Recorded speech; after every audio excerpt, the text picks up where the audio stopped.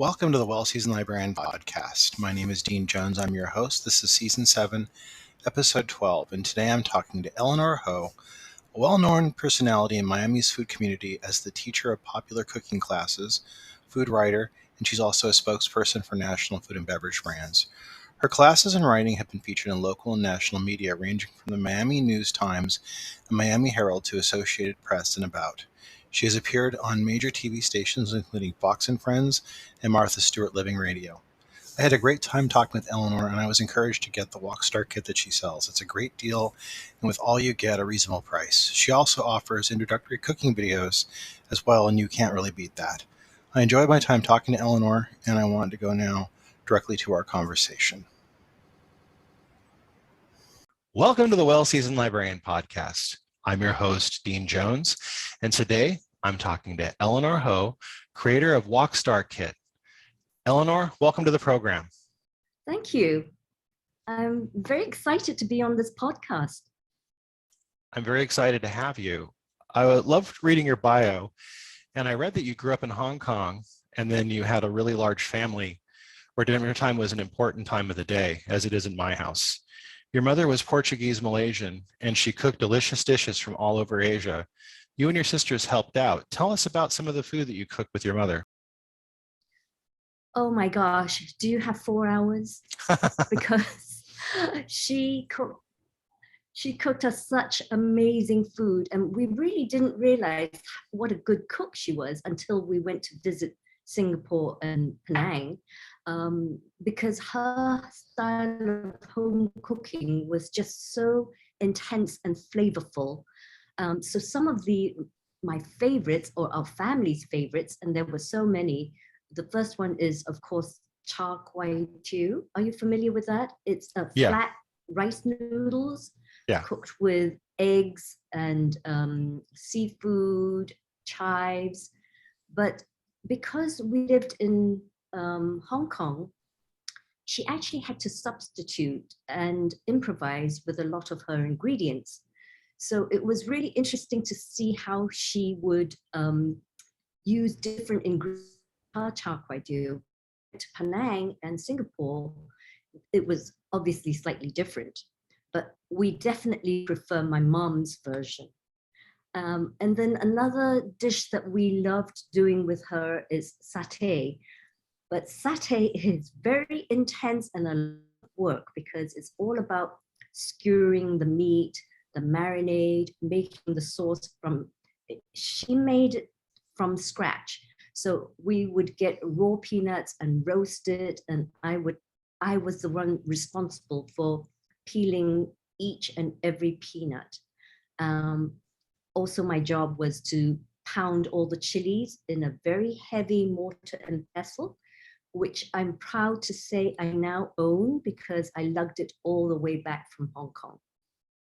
So those were some of my great food memories. Cooking with my sisters, we had so much fun, and we never knew how we ever got it made because we were always laughing and giggling so much. And that is the lovely thing about cooking now. When I cook, I always remember those food memories of cooking with my sisters and my mom. Sorry, was that a very long? No, that was perfect, actually. No, that's great. You studied in England, where you began your career in the computer industry. You said that in your bio that you had taught people in the computer industry. Talk about your approach using a beginner's mind technique that you talked about. All right, so that is actually a Japanese word, and I'm going to butcher this, shaosin. It basically means that instead of being like an expert, I try to be in the mind of the other person who's learning. And I'm always interested to know where they're coming from and why some people dread cooking and view it as a chore rather than enjoying it. So my thing is to help convert people and try to convince them that cooking is actually very fun if you make it creative instead of slavishly following step-by-step recipes. And I discovered through years of giving cooking classes, that's the issue, that people actually do not enjoy following recipes step by step. Does that answer it? Yes. How did your computer experience help you when you started teaching cooking? Gosh, it helped me so much because my teaching background actually comes from that. And funnily enough, my mom was also a teacher, and now my husband is a teacher. So teaching kind of runs in the family.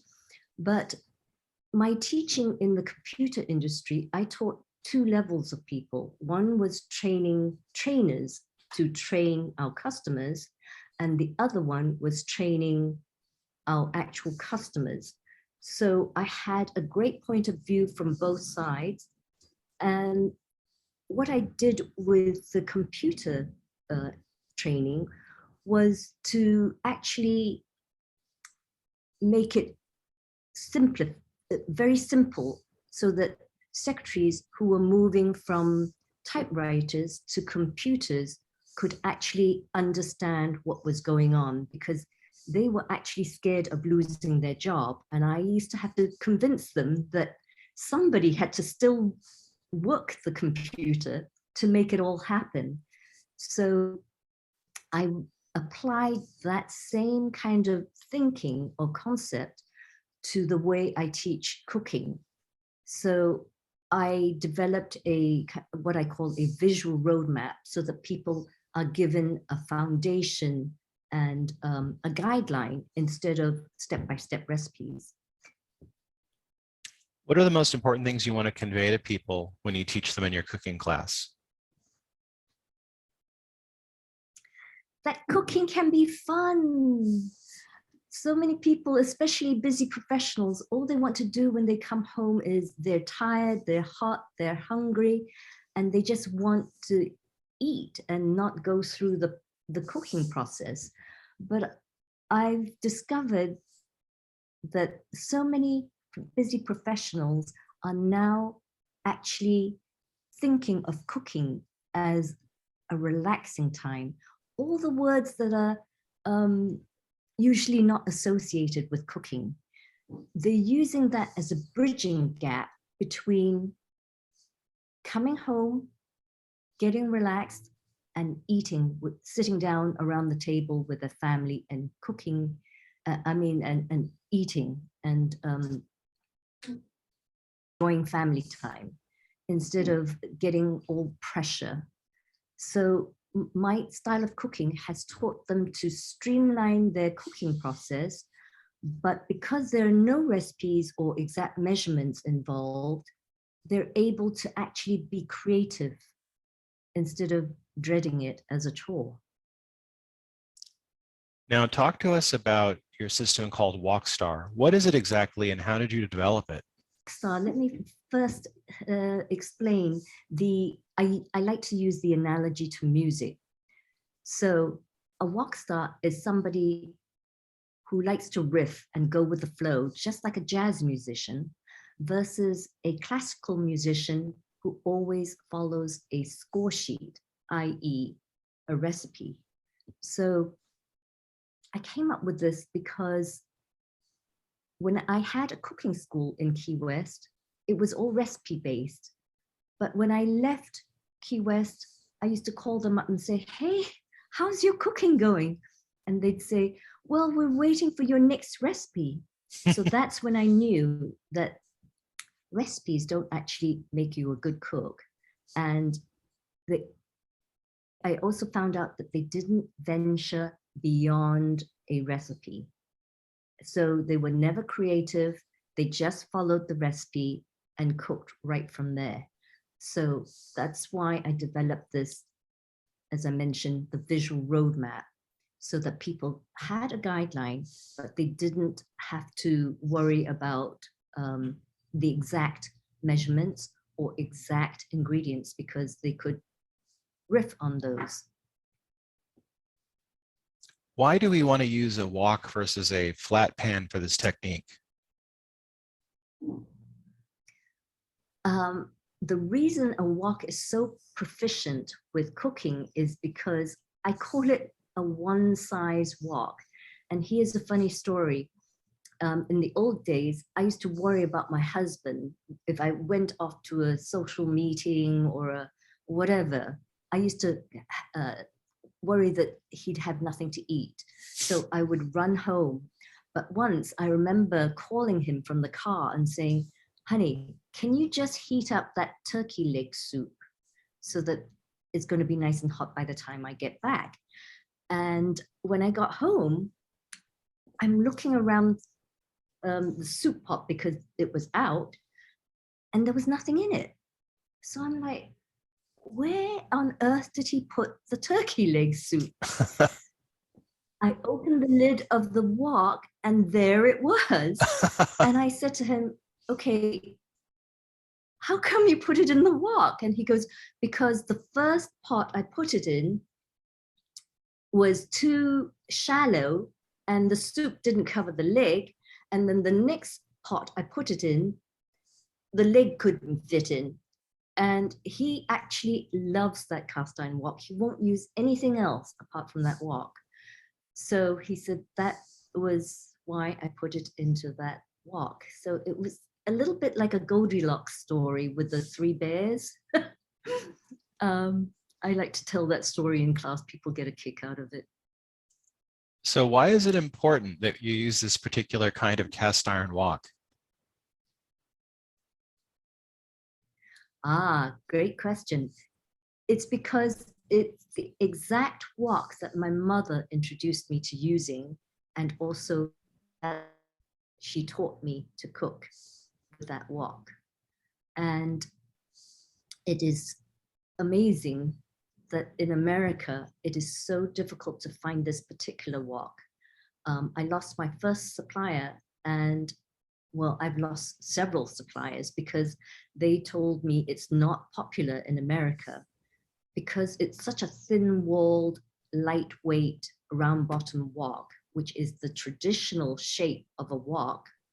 And I'll get into different types of woks maybe a little bit later if I can. This particular wok, it sears really fast. It gives you the flavors, textures, and colors. Those three things that I think is so important to cooking, because if you don't have those three things, I don't think cooking is actually worth it, in my opinion. So this cast iron wok, it took me a year to track down another factory in China where this wok is made. It's a little bit actually not the exact same as the previous one that I had, but it is fantastic. And a lot of people who used to use carbon steel woks and decided to try my cast iron wok, they have given me such fantastic feedback of how different it was with those three things that I talked about: the flavors, textures, and colors.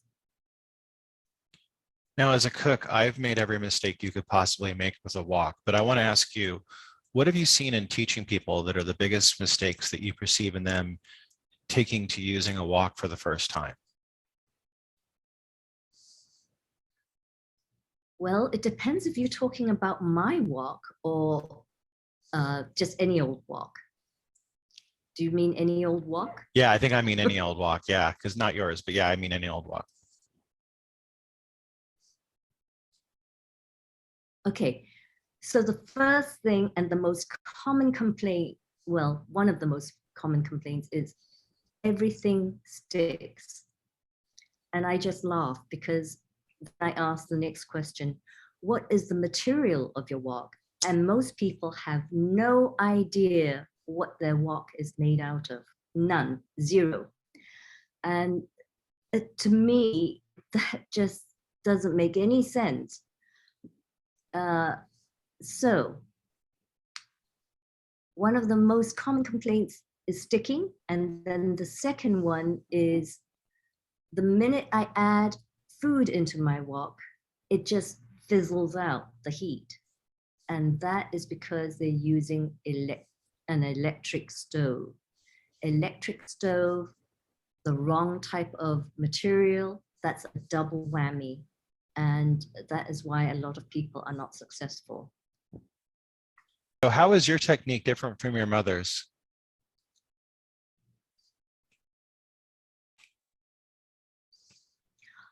The technique. Okay, so it's not so much the technique, I would say, that it's different from my mom. It's actually, I've simplified her approach to cooking, because she used to use very hard to find ingredients, and also it would require a lot of effort from 3 of my sisters and myself to actually make the dish. And I knew that when I started teaching in America, that people were not going to do that. So I basically streamlined it and made it a lot easier, simplified the steps, anything that can make it easier for people to accomplish that dish. So for instance, like a dish that I love, which is papi ponte, which is a pork belly stew, is done with tamarind juice. But if people can't find tamarind, you can always substitute with lime juice or something that's sour. So that was my whole thing, was to simplify my mom's approach to cooking.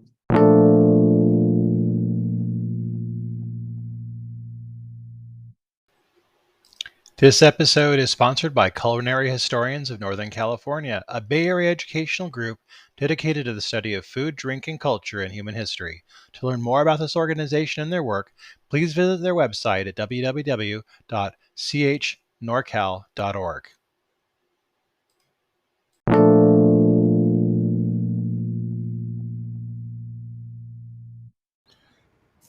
Tell us about your Wok Star kit. What makes it special?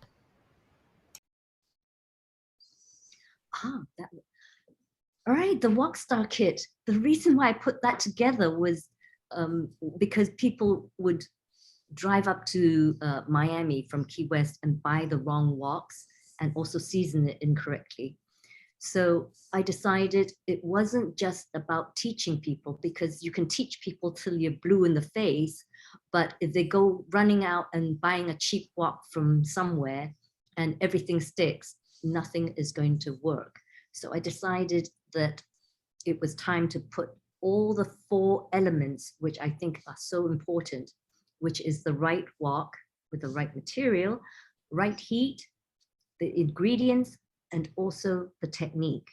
So the Wok Star kit actually includes a seasoned cast iron wok, the lid, the spatula, a couple of ingredients like sanjay tamari and the kunshung brown bean sauce and hoisin sauce, which I show people how to use.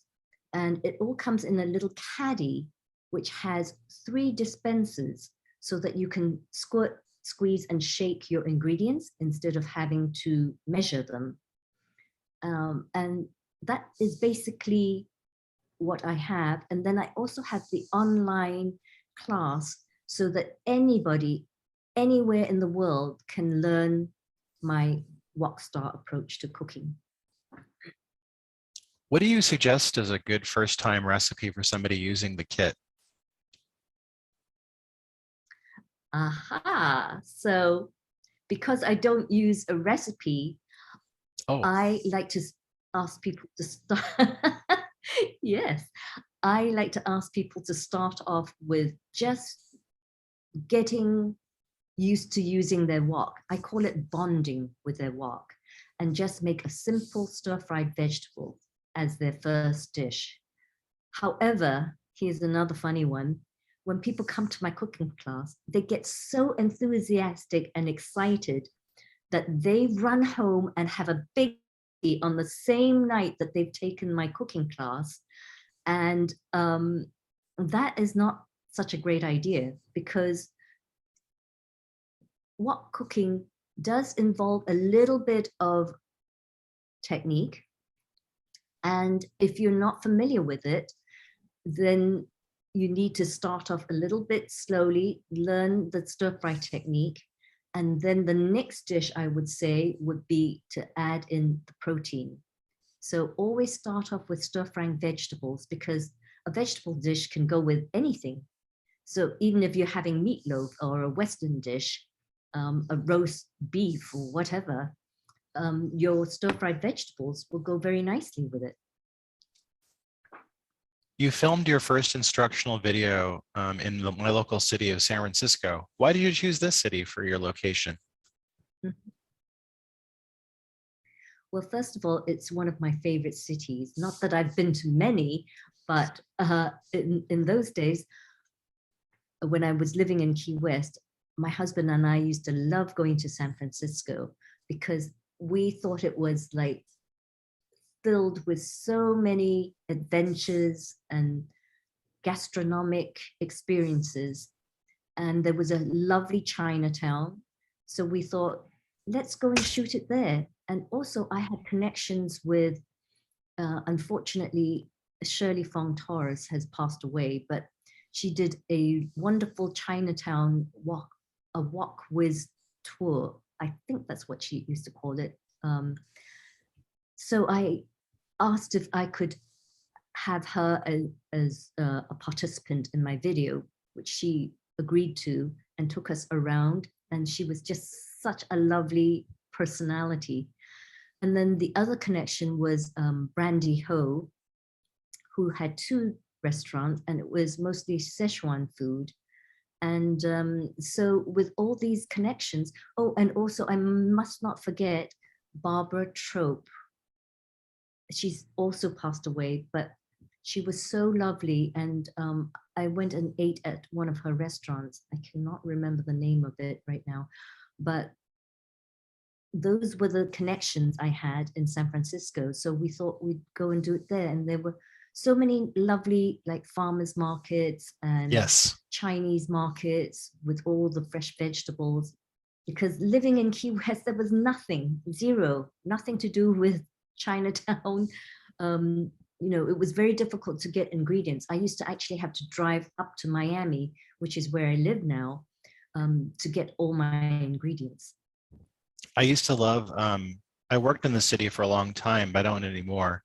And I used to walk through Chinatown every day. And I just used to love going to the markets and getting rare items like long beans and bitter melon, things like that. Good. Yeah. So you're familiar with bitter melon. Interesting. Yeah, it's actually one of my favorites. I wanted to ask you also, I saw in your bio something very interesting. You donate cooking classes to good causes. Can you talk about that? Yes. To adoptive parents and Asian children. So when I was a teenager in Hong Kong, I volunteered at an orphanage through the church that I used to go to. I'm not religious, by the way, not anymore. But anyway, I volunteered at this orphanage, and they were such lovely children, these Asian children. And they just were starved for affection. And I swore that when I grew up, if there was anything I could do to help them, that I would. And when I started giving cooking classes, I thought, hey, this would be a lovely way for adoptive parents to be able to help their children connect with their heritage and learn to cook their own food. So I've always encouraged adoptive parents to take my cooking class as my complimentary guest. And it's been wonderful. I've actually done quite a few classes with adoptive parents. In fact, one whole class were just adoptive parents of Asian children. There were 12 of them. and we had so much fun, and they were just lovely. I got all of them to have a chance to stir fry with me in the wok, because usually in my setup in cooking classes, I have 2 woks and stoves going. So I'll cook in one and my guest will cook in the other one. So it was great fun. That sounds like what a wonderful food memory for that family. I wanted to ask you also, who are some of your favorite chefs or food writers? All right. I actually have very short span of attention. So I don't really read so much, and I've actually had to put a lot of my cookbooks in storage because they get so greasy and they start fading. Yeah. So I prefer to actually get on my iPhone and just look up things online. So I connect with a lot of Asian, I don't want to call them chefs, the more bloggers on Instagram. And some of my favorites are Red House, the Instagram handle, Red House Spice, that's Wei, and also Omnivore's Cookbook, Maggie. Those two usually cook traditional Asian dishes, and their presentation and the way they do the step-by-step tutorials are amazing. And of course, Fuchsia Dunlop, who's an English chef who trained in China, and she is so knowledgeable with the technique, and I think she was definitely a China woman in her previous life. She is so much like Barbara Trope, who I've mentioned previously. Barbara Trope was such a Chinese scholar. She knew more about Chinese things than Chinese people because she took the time and effort to learn, very difficult techniques of cooking. And the same with Fuchsia Dunlop. And then I cannot not mention Ipo Girl 1, because she's actually an eye surgeon, but she does amazing presentations. I mean, nothing you and I would be cooking because they're like works of art and sculptures. So please take a look at that one.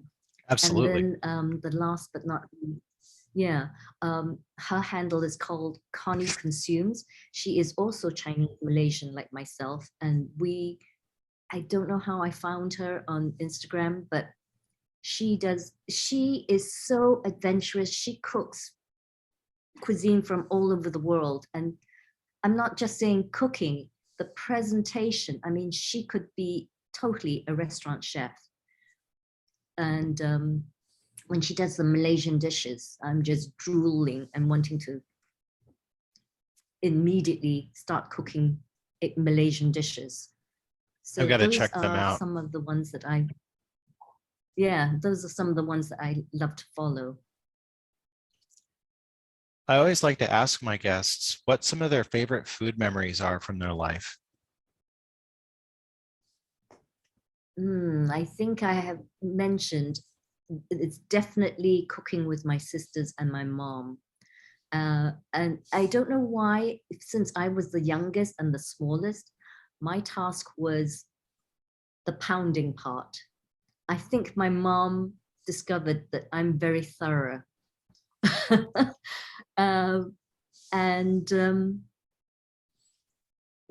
pounding, not because of the pounding, but the whole memory of learning how to make something from scratch was really wonderful. And I really regret not paying more attention when my mom was alive, because now I'm having to rely on her scraps of chicken scratchings, hardly legible, her writing, and the Malaysian cookbook, Ellis Handy, which is a very famous cookbook.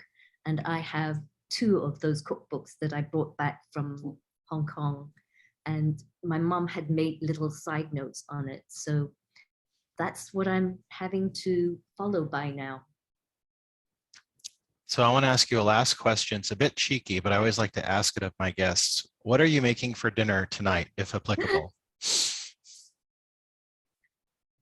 Good question. I actually never know, Dean, because I like to go into the fridge and look at what I have. And this is the exact approach that I teach people in my cooking class.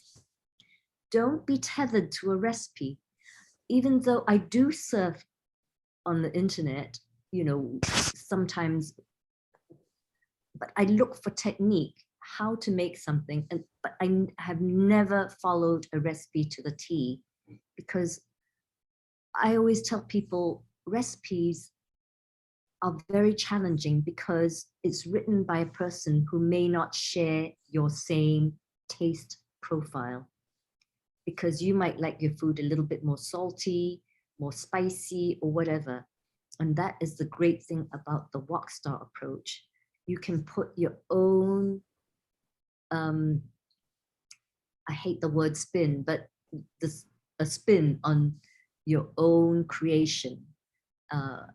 And so when I go into the fridge, I just have a variety of different vegetables and a variety of different meat. And I just mix and match. And that is how I teach people to cook for weeknight cooking, because you just don't need a recipe.